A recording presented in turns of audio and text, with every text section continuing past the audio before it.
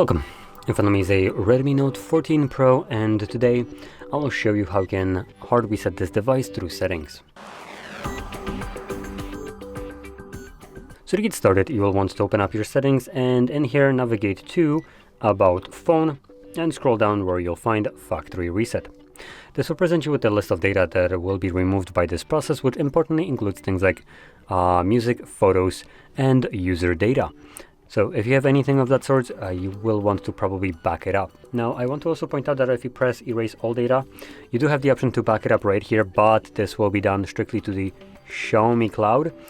Therefore, if you're backing it up because you get a new device and that new device isn't Xiaomi, this backup will not be available to you. It's only available on other Xiaomi devices, and any other brand does not have access to it.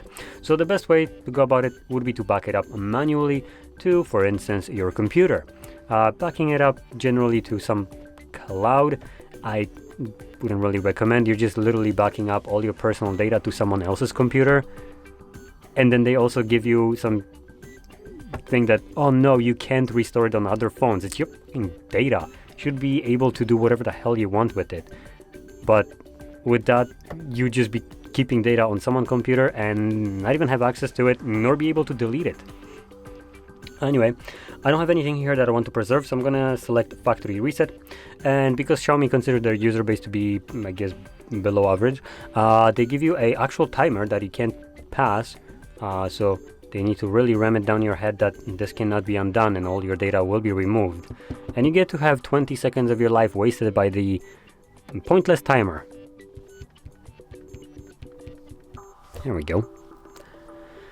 So once you confirm that, it will begin a factory reset of your device, and this will take about a minute to 2 minutes or so, give or take. It should be fairly quick, and once it's completed, we will be presented with the setup screen. So I'll be back once that is visible for me.